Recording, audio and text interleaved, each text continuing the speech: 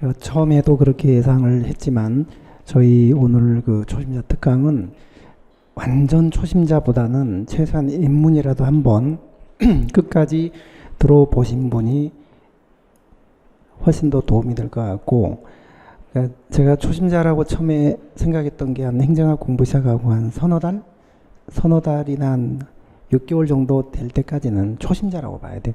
그러니까 이게 아직 미흡하기 때문에 그래서 저는 이제 설합이론이라는 거를 가끔 말씀드리는데, 설합이론, 여러분들이 문제를 풀 때 제일 중요한 게 이론과 문제를 연결시킬 수 있는 능력이거든요. 근데 이제 이론을 공부할 때는 이론이 몇 개 안 될 때는 잘 쉽게 문제하고 연결을 시켜요.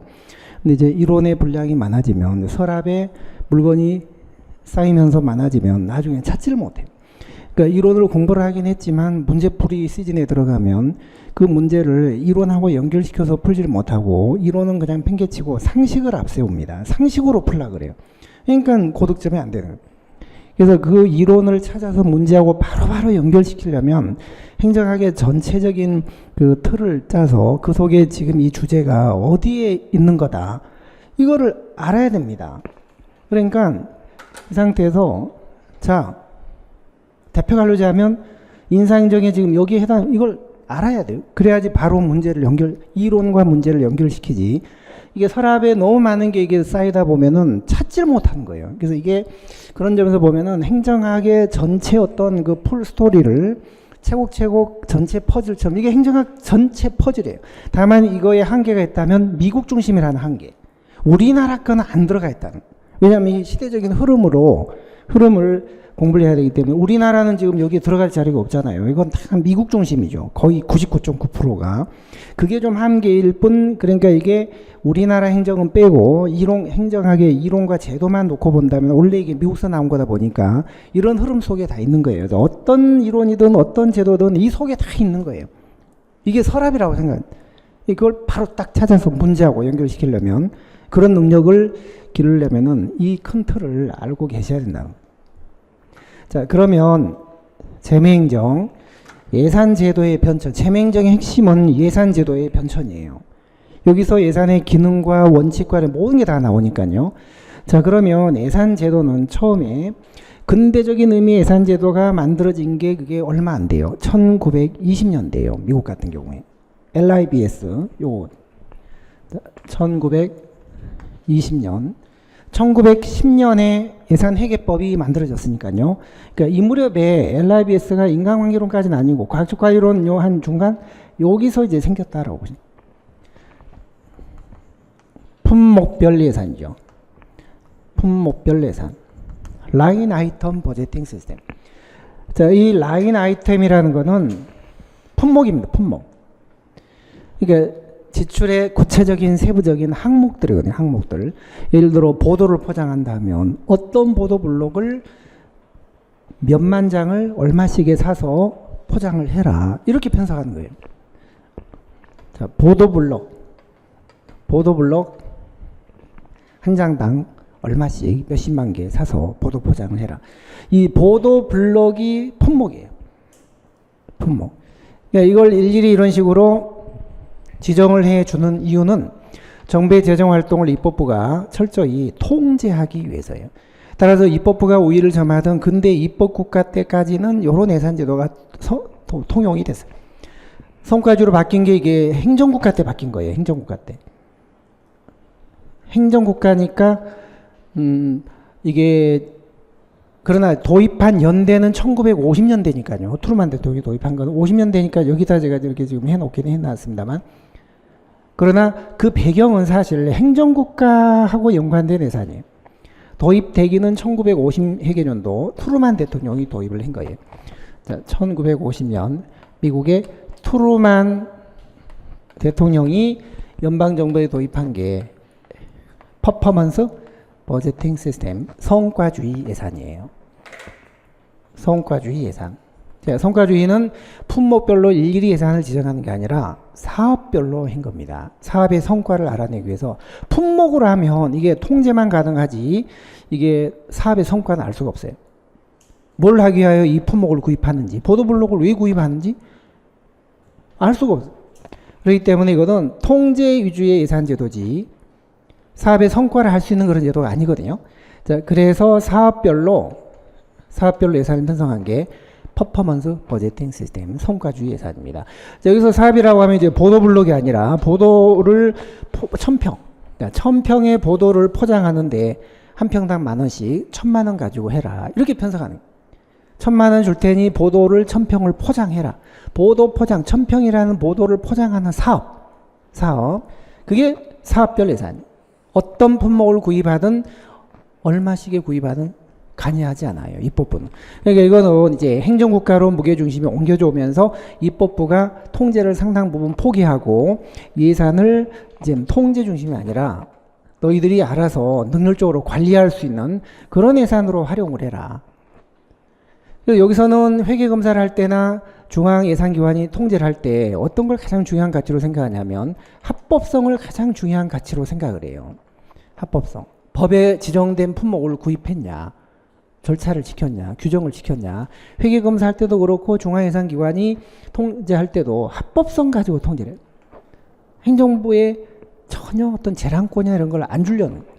근데 이거는 어떤 품목을 구입하든 니들이 알아서 얼마에 이 사업을 해라. 이러시니까 이 부여받은 금액법이 내에서 돈을 능률적으로 쓰면 돼요. 예산이 통제가 아니라 이제 관리 중심이니까 이때는요. 관리의 목표는 뭐예요? 항상 능률이거든요. 적은 투입을 들여서 많은 산출을 내는 능률성이 중요한 가치가 되고 회계검사를 할 때도 주로 성과주에서는 능률적인 관리를 했냐. 이런 식으로 회계검사를 하거든요. 이게 관리 중심의 예산이에요. 자, 그런데 그러니까 요거는 이제 투입 중심이었고요. 투입. 이 보도블록이라는 거는 투입이죠. 투입물. 이거는 산출입니다. 산출. 투입과 산출까지 생각을 해요. 그런데 능률이라는 게 뭐예요? 적은 투입을 들여서 많은 산출을 내느냐라는 건데 과연 이 산출이 정책의 목표를 달성했냐 못했냐 이거는 설명을 못 해주는 거예요. 아니 보도 작년에 깔았던 보도인데 교체했던 데인데 또 그걸 왜 교체했냐, 낭비 아니냐, 이런 거는 여기서 이제 밝혀줄 수가 없는 거예요. 자, 그래서 이 보도 포장을 하는 목표가 뭐냐, 예를 들어 도시 미관을 개선하기 위해서 할 수 있는 그 사업이 보도 포장, 보도 블록 교체, 그 다음에 간판 정비, 그 다음에 가로수, 여러 가지 대안들이 있었는데 그 중에 정말 보도 포장 사업이 정말 타당성 있고 시급한 대안이었는지 분석을 했냐? 안 했다는 거예요.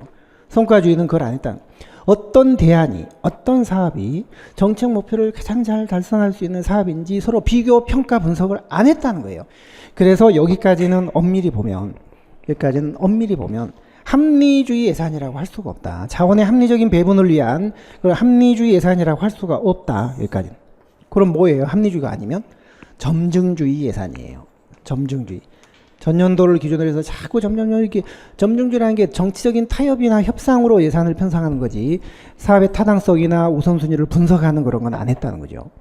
진정한 합리주의가 아니다. 그러면서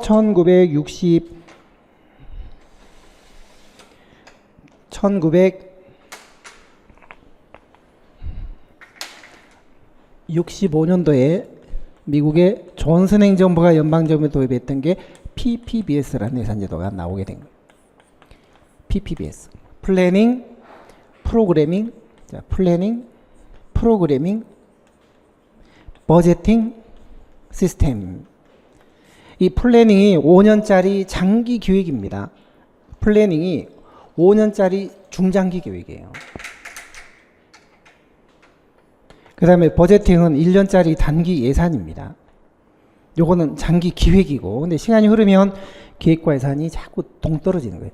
그걸 막기 위해서 가운데는 프로그래밍이요. 5년 단위로 1년 지나가면 버리고 또 1년 추가하고 1년 지나가면 또 버리고 또 추가하고, 그래서 사업이 끝날 때까지 계속 예산과 기획을 연결시켜주는 그런 예산. 그래서 이 PPBS는 관리 중심이 아니라 기획 중심의 예산이다라고 해요. 기획 중심의 예산. 그래서 통관기 이렇게 바뀐 거예요. 통관기. 자, 그래서 이 PPBS는 과연 이 보도 포장 사업이 도시미관 개선이라는 정책 목표를 달성해 줄 수 있는 타당성 있는 대안이냐, 우선순위가 높은 대안이냐, 여기까지 다 분석을 해요. 비용 편입 분석을 다 해요. 이 플래닝 프로그래밍 할 때 비용 편입 분석을 딱 합니다. 코스트, 베네핏, 어널리시스.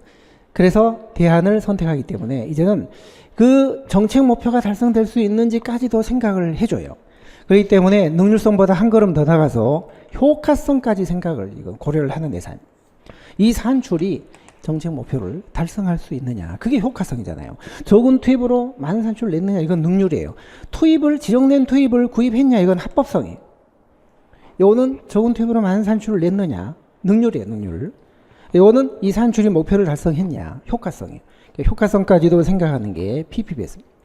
자, 그런데 이제 PPBS는 문제점이요. 너무 장기적이어서 1년 단위 예산으로 이렇게 매년 버리고 추가하고 버리고 복잡한 환산 작업이 수반돼요. 공무원들한테는 너무 힘들게 매년 환산을 해야 되니까. 그 다음에 요 플래닝을 할 때, 예산 편성을 할 때 하급자들 말을 안 들어요. 왜냐하면 여기서부터 이제 합리주의 예산이거든요. 자, 여기서부터가 합리주의 예산이다 보니까 자원을 합리적으로 배분하려면 하급자들 얘기를 들으면 미부서 내부서 자꾸 따지고 이게 타협으로 가기 때문에 합리적인 배분이 안 돼요. 그래서 PPBS는 결국 부서 구분을 없애버립니다. 모든 것을 프로그램 중심으로만 합니다. 부서 구분을 없애버려요. 그러다 보니까 또 매년 집행을 할 때 부서별로 다시 또 역시 환산을 해야 합니다. 하급자들 말 안 듣고 위에서 다 합니다. 위에서.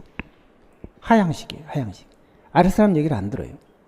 그리고 매년 이 5년짜리 계획과 맞추기 위해서 복잡한 환산이 수반돼요. 하급자들은 참여하기도 힘들어요. 위에서 모든 비용 편입 분석 이게 위에서 다 하는 거예요. 참여가 안 돼요. 자, 이런 문제 때문에 하급 공무원들의 반발을 많이 샀어요. 의회도 반발해서 의회도 이렇게 다 비용 편입 분석을 해오니까 국회에 가서 타협할 여지가 없잖아요. 정치인들이 뭐 이렇게 협상하고 양보하고 타협할 주장하고 얻고 뺏고 여지가 없거든요.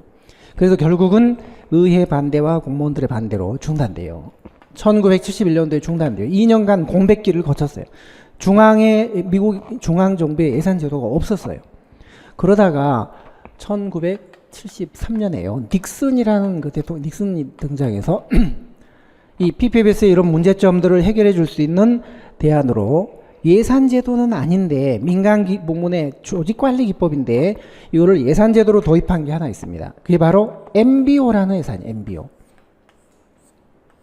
Management by Objective. 목표에 의한 관리, 목표 관리 예산이에요. 이때 objective라는 요 개념 우리 행정에서 굉장히 중요하죠. 혹시 한 바퀴 들으신 분들은 objective는 구체적이고 계량화된 목표예요. 구체적이고 계량화된 목표. 그러나 이 PPBS가 추가하는 플랜이거든요. 장기적인 골이었고 골이라는 거하고 objective라는 거는 기본적으로 이게 상당히 다른 목표예요. 같은 목표로 우리가 번역을 하지만 골은 추상적이고 장기적이고 전략적인 목표예요. 이뻐지자. 근데 이 objective는 다음 달에 쌍수하자. 이런 아주 구체적인 목표. 요거는 훌륭한 공직자가 되자. 이거는 내년도 공무원 시험에 붙자. 붙었는지 안 붙었는지는 내년 가보면 바로 나옵니다. 목표 달성도를 평가할 수 있고 이게 딱 뚜렷한 목표. 이게 objective고 이거는 고급 시험에는 붙었지만 훌륭한 공직자가 됐는지는 이거는 평가가 어려운 거예요. 쌍수는 바로 했냐 안 했냐 바로 다음 달에 결판 나요. 이뻐졌는지 안 이뻐졌는지는 그거는 야 너 쌍수 했는데 그 모양이냐 이럴 수도 있어요. 그러니까 이제 골은 추상적이고 장기적인 목표고요. 이거는 구체적이고 단기적인 목표예요. 근데 이 PPB가 너무 추상적인 목표에 집착을 해요. 그래갖고 이 추상적인 플랜 5년짜리 플랜하고 1년짜리 예산을 자꾸 맞추려다 하다 보니까 이게 문제가 생긴 거예요. 그래서 이거는 그럴 필요 없다. 하지마. 그거 하지 말고 1년 단위 구체적인 목표 중심으로 예산을 운영하자. 그게 매니지먼트 바이 objective예요. 1년짜리 단기 목표. 그리고 하급자들 다 참여시키자. 목표를 설정할 때 위에서 하지 말고. 그래서 여기 문제점 환산도 필요 없죠. 단기 목표니까. 환산도 필요 없죠. 구성들 다 참여시키죠. 상향시키죠. 그래서 이 PPB의 이 실패 요인을 일거에 해결해 줄 수 있었던 게 바로 MBO였고 가장 미국 공무원들의 저항 없이 연방정부의 전체 부처에 한꺼번에 전면 도입을 할 수 있었던 게 바로 MBO였어요. 그러나 합리주의는 많이 후퇴했죠.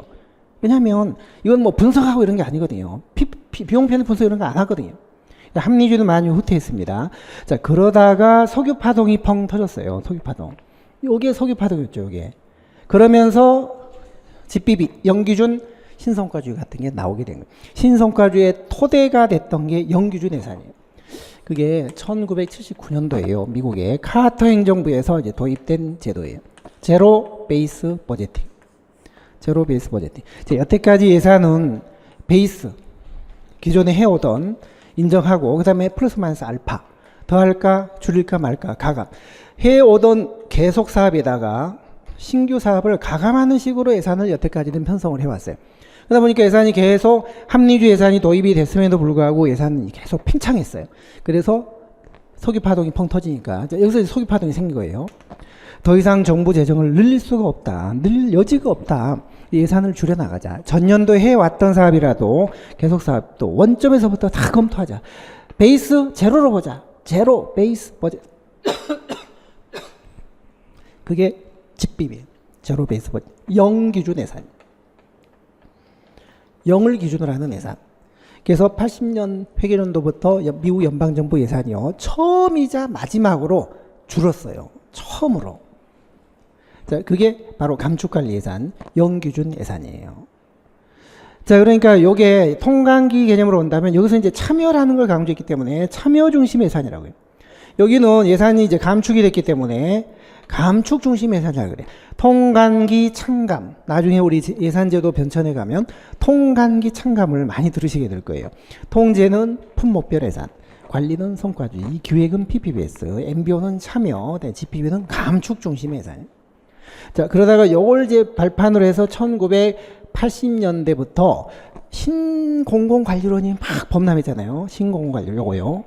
이게 범람해서 요 시기 때 영기준 예산을 발판으로 해서 신성과주의가 전 세계 여러 선진국에 도입이 되게 돼요. 그게 바로 뉴 퍼포먼스 버제팅 시스템이에요. 뉴 퍼포먼스 버제팅 시스템, 신성과주의 예산.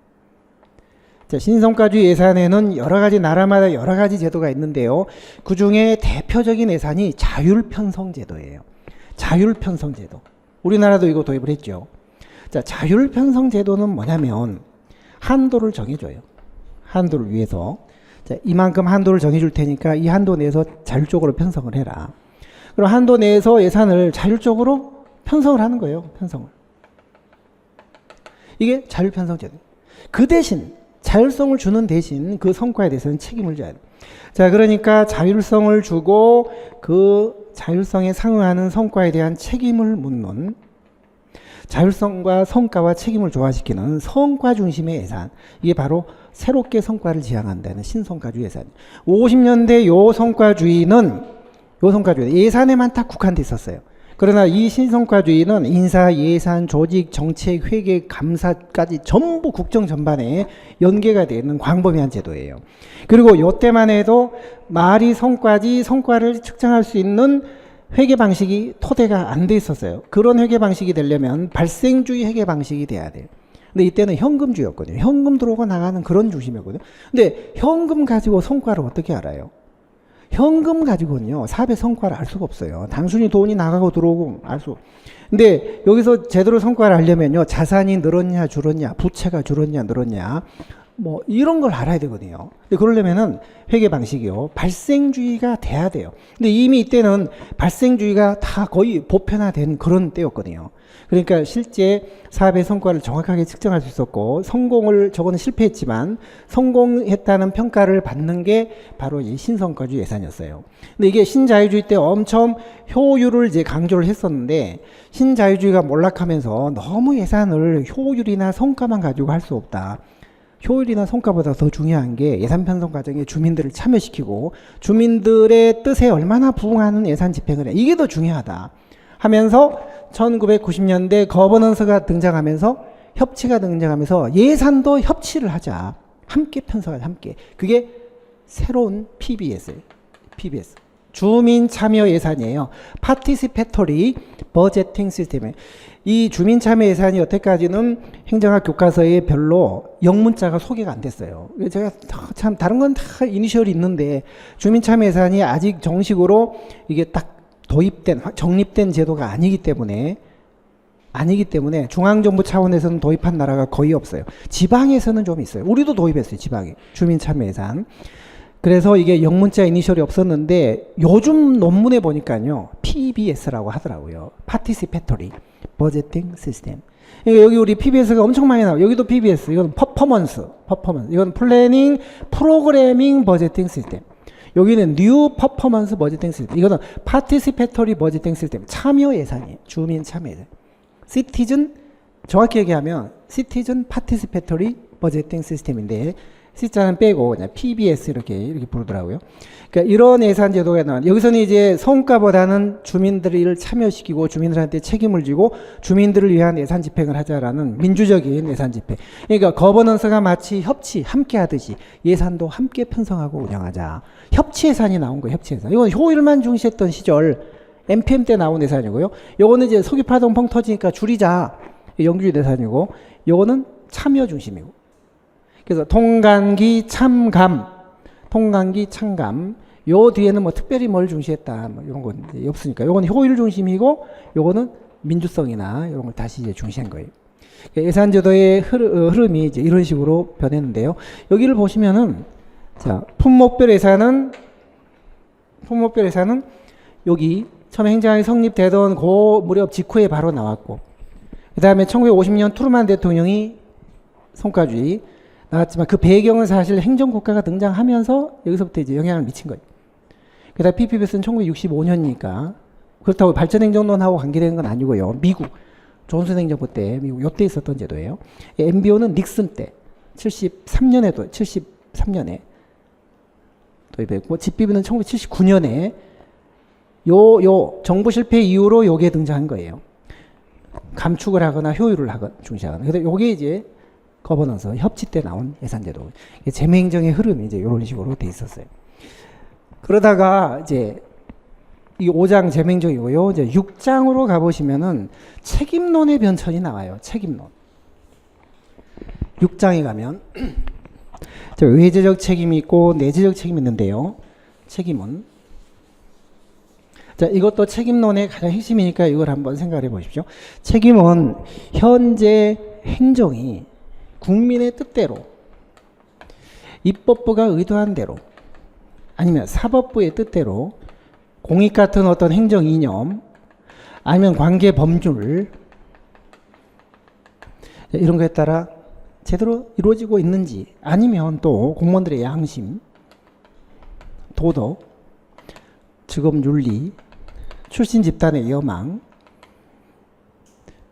이런 거에 따라서 제대로 진행이 되고 있는지 평가하고 그렇지 못했을 때 그 결과나 절차에 대해서 책임을 지는 거 이게 행정 책임이거든요. 근데 제가 위아래 이렇게 나눠 쓴 이유가 위에 있는 것들을 가지고 책임을 물으면 외재적 책임이에요. 이게 외재적 책임이에요. 아래에 있는 이런 기준을 가지고 물으면 이건 내재적 책임이에요. 자, 그런데 19세기 근대 입법국가 때는 주로 이런 걸 가지고 책임을 물으려고 했어요. 입법부가 만들어진 법대로 국민의 뜻대로 행정을 했냐. 이게 바로 고전적 책임이에요. 허먼 파이너가 강조했던 책임이죠. 허먼 파이너가. 자, 그런데 요 밑에 있는 거는 20세기 현대 행정국가가 나타나면서 이제는 현대적 책임이에요. 이거는 칼 프리드리히가 강조했던 책임이에요. 칼 프리드리히. 자, 그래서 요거는 책임은 진정한 책임은 국민에 대해서 지는 거다. 입법부에 대해서 지는 거다 이런 것이고 요거는 아니다. 행정이 전문화되고 복잡화됐는데 밖에서 어떻게 국민이 일일이 감시하고 통제하고 입법부가 어떻게 일일이 책임을 묻냐. 공무원들이 스스로 안에서 정부 안에서 스스로 윤리를 확립하거나 뭐 출신 집단의 여망에 부응하려는 무슨 대표 관료제 정신 이런 거에 따라서 스스로 책임을 지는 게 진정한 책임이다. 여기서는 그게 아니라 누구도 스스로의 행동에 대해서는 심판관이 될 수가 없다. 밖에서 통제를 가해야 된다. 따라서 진정한 책임이란 여기서는 진정한 책임이란 외부에서 어떤 압박이 이루어져야 된다. 여기서는 아니다. 안에서 자기 마음속에 스스로 자발적으로 유도되는 것이지 밖에서 통제되는 게 아니다. 근데 입법국가 때는 이런 책임, 이런 통제를 믿었고 기대를 많이 했는데 행정이 전문화되면서 현대 행정국가 되면서 이게 이제 어렵게 됐어요. 그래서 이제는 정부가 알아서 안에서 니들이 책임을 져. 니들이 결정했으니까 책임도 니들이 져야지. 밖에서 어떻게 일일이 책임을 묻냐. 자, 그래서 근대 입법국가 때까지는 외제적 책임론이 지배했어요. 그러다가 기능제는 이제 이때부터가 현대 행정국가니까 이때부터는 이제 정부가 모든 걸 결정하고 니들이 결정했으니까 니들이 안에서 책임을 확보하는 방법을 강구를 해라.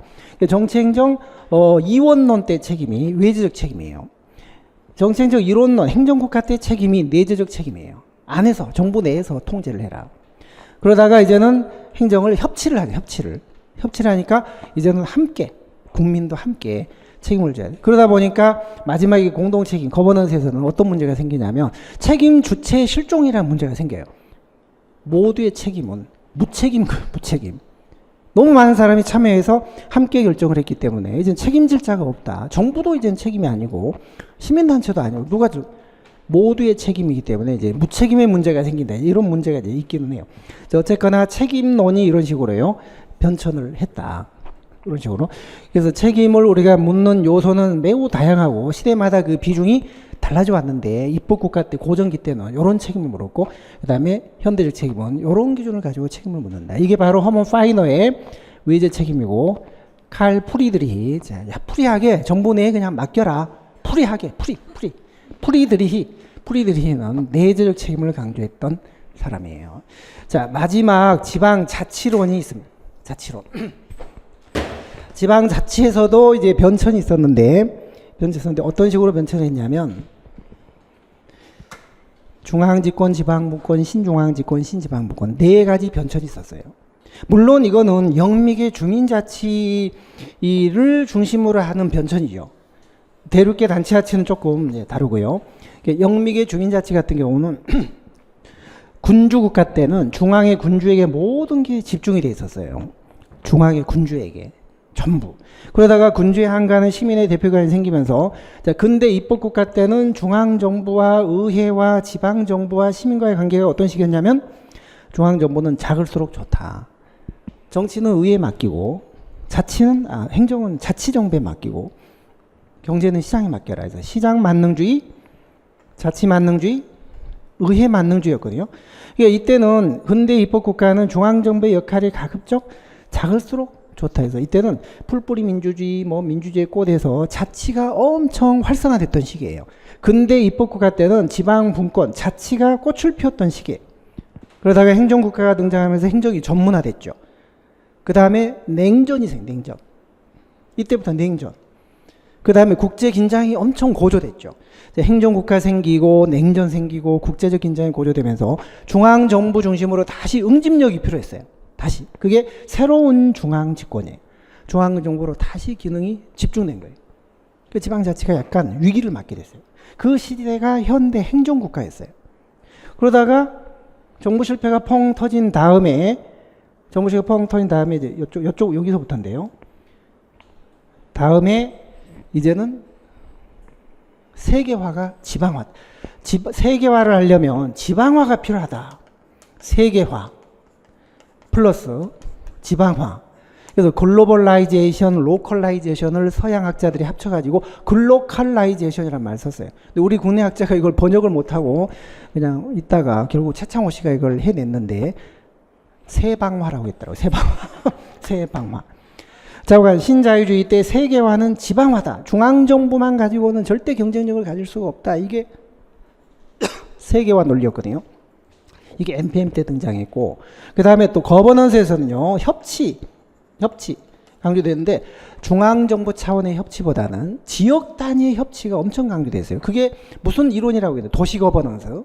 레짐 이론이라고 해요. 레짐 이론. 도시 거버넌스. 도시 지역에서 정부하고 시민들이 함께 어떻게 정책을 만들어내는지 그걸 연구하는 게 레짐 이론이라는 게 있는데 그 레짐이 지방 거버넌스예요. 도시 거버넌스. 그래서 거버넌스가 국가 차원에서는 좀 쉽지는 않지만 지방에서는 그게 훨씬 쉽다 해서 도시 거버넌스를 중심으로 레짐 이론이 발달했는데 그것도 분권이에요. 어쨌든 약간 양상은 다르지만 거버넌스하고 이 NPM 때는요. 다시 중앙정부보다는 지방정부를 이렇게 분산시키는 신지방 분권이 이제 추진됐던 시기예요.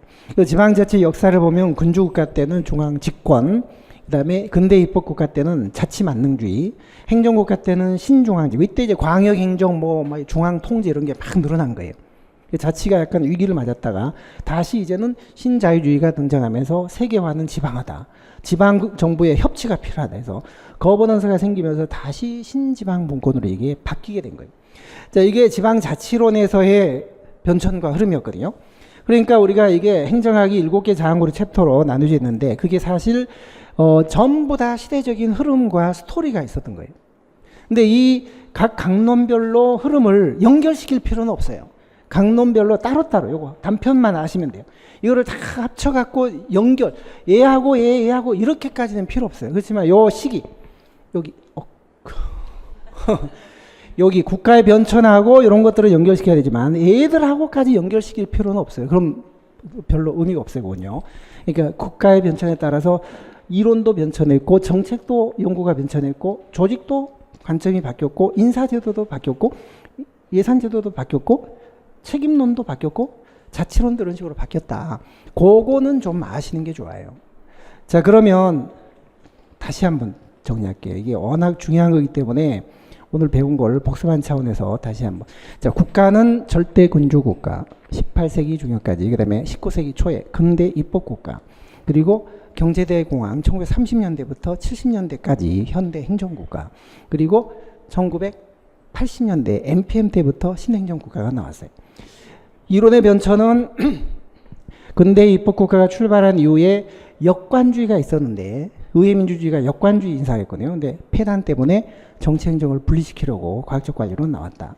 그 다음에 인간관계론이 이제 나왔고, 이 두 개는 행정을 관리로 봤는데 경제대공황 이후에 기능적 행정에 나오면서 여기서부터 행정국가가 시작이 된 거예요. 여기서부터. 현대 행정국가가 여기서부터. 자, 그러다가 행태론이 등장. 행태론이. 자, 기능적 행정학이 너무 범위를 넓혔는데 가치를 버리자. 행정을 과학화하자. 자, 그러다가 냉전이 시작되면서 50년대부터 생체비가 있었고 후진공용, 그 다음에 발전행정까지. 생체비발은 후진공용 이론이에요. 선진국하고는 관계가 없어요. 미국은 그 사이에 태평성대였어요. 국내상으로는 큰 문제가 없었거든요. 한가롭게 놀다가 이제 할 일 없으니까 후진국을 연구하다가 70년대 초, 60년대 말에 이 격동기에 문제가 생기면서 행태론 신행정론으로 바뀌게 됩니다. 그 내용들이 이런 것들. 행정연구가 이렇게 여기서부터 이원화가 됐던 거거든요. 후진공용, 내수용, 후진공용, 수출용. 자, 그러다가 신행정론 때 이게 복지정책이 엄청 생기면서 그게 다 실패해요. 그레이터 소사이들이 실패합니다. 실패. 그게 이제 정부 실패입니다. 정부 실패. 그래서 이제는 시장으로 돌려주자. NPM. 그 다음에 함께하자. 거버넌스, 협치. 자, 정책학은 1950년 헤럴드 라스웰이 정책과학을 처음 정책 지향이라는 논문을 썼는데 그때는 주로 정책 의제론이나 결정론이 연구가 됐어요. 한 60년대까지는. 70년대부터 집행론이나 평가론으로 바뀌게 돼요. 집행론이나 평가론으로. 자, 그 다음에 3장 조직론은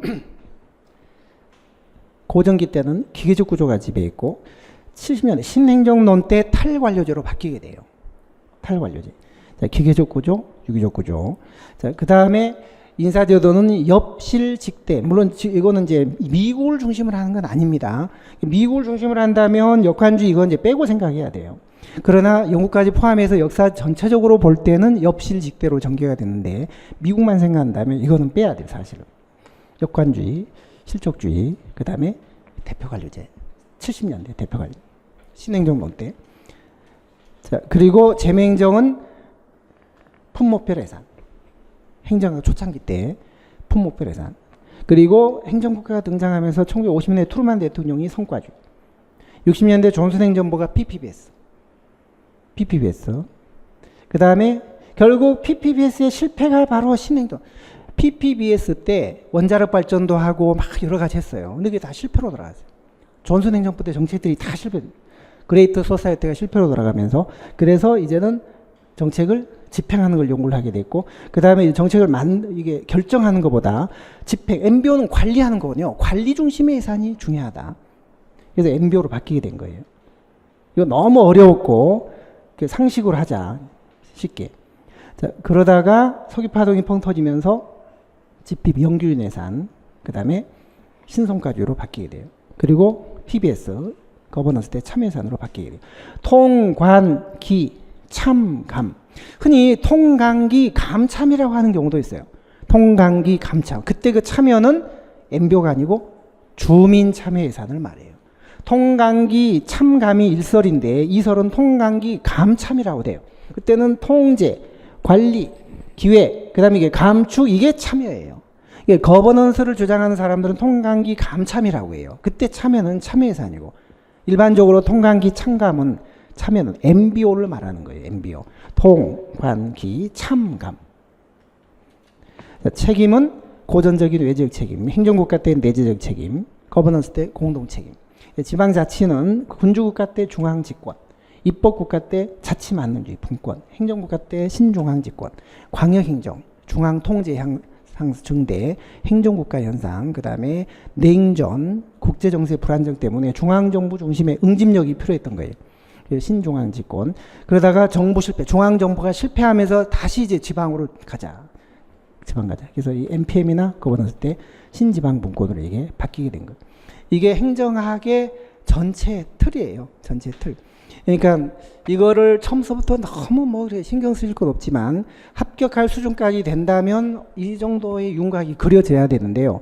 이거를 이제 잡는데 시간이 많이 걸리니까 자꾸 조금씩 생각을 해가면 조금 더 이제 쉬워지겠죠. 우리 학생은 언제 시작을 했죠, 공부를? 작년 말쯤 한 거 같아요. 지금 여러분들 보니까 작년에 초반이나 3, 4월에 시작하신 분들은 아닌 것 같고, 얼굴 제가 뭐 낯도 좀 익는데 아마 어중간하게 중간에 시작을 했던 거예요. 중간에 시작하면 어김없이 그 다음에 합격하기가 좀 쉽지가 않아요. 행정학이 딱 뭐 6, 70점 정도? 뭐 60점 그 정도밖에 더 이상 안 올라가요. 특히 이론하고 문제를 연결시키는 능력이 부족하고, 이론이 탄탄하지 않은 상태에서 막 기출문제를 바로 했기 때문에 이게 체계가 안 잡혀요. 그래서 만약에 혹시 여러분들이 초심으로 돌아가신 분이라면 정말 초심으로 돌아가셔서 잘 오셨어요. 잘 오셨고, 그 이론을 좀 탄탄하게 하면서, 그리고 기출문제는 최신 기출문제를 많이 풀어보셔야 돼요. 기출문제 풀이할 때 보면 최근 1년간 문제를 주로 한 50%를 풀어요. 행정학은 그게 유행이라는 게 있기 때문에 오래된 건 별 의미가 없어요. 그래서 물론 새로 추가된 문제가 추록으로 지금 올라가긴 합니다. 조만간에 올라가니까 뭐 그거 뽑아서 보시면, 자원 그거를 꼭 보셔야 돼요. 교재가 있으시면 작년 걸 보시더라도 금년에 새로 추가된 그 문제를 꼭 뽑아서 문제를 풀어 보셔야 돼요. 그리고 이 문제를 풀 때 항상 이론하고 연결시키는 거, 그거 생각하셔야 돼요. 그걸 연결시키려면 자꾸 문제를 많이 풀어보고, 문제를 풀 때도 이론을 자꾸 생각해서 연결시키고 기본서 찾아보시고 이렇게 하셔야 돼요. 시험 보러 가시는 전날까지 기본서를 품고 다니셔요. 사실은 기본 이론을 멀리하면 절대 고득점이 안 돼요. 근데 여러분들 흔히 이론은 이론대로 해놓고 별도로 팽개치고 기출문제는 따로 그냥 상식으로 풀라고 해요. 그게 아니에요. 제가 요번에 기출문제집에는 키노트라고 해서요. 키노트. 올해 거는 키노트라고 해서 문제하고 이론을 연결시키도록 자꾸 이론을 버리니까, 그래서 제가 각 주제별로 핵심 이론을 요약 정리한 키노트라는 걸 이제 만들어 놨어요. 그걸 살짝 한번 들여다보시면 이제 막 엽실직대도 생각나고 뭔가 흐름도 좀 생각이 나서 전체적인 이론을 문제하고 연결시켜서 풀도록 그렇게 유도를 했는데 어떨지 모르겠어요.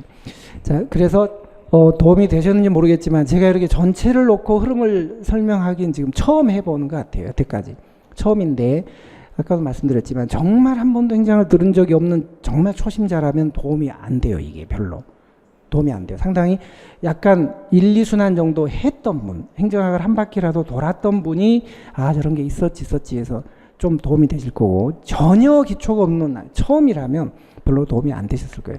제가 얘기한 초심자는 행정학 공부 시작한 지 한 3, 4개월, 한 6개월 이전까지도 전부 초심자라고 저는 봅니다. 그런 분들한테 상당히 도움이 됐을지 싶어요. 자, 그래서 어쨌거나 이걸 토대로 해서 행정학을, 전체 윤곽을 여러분들이 빨리 잡는데 좀 도움이 됐으면 좋겠습니다. 그래서 오늘 초심자 특강은 이만 끝내도록 할게요. 수고하셨습니다.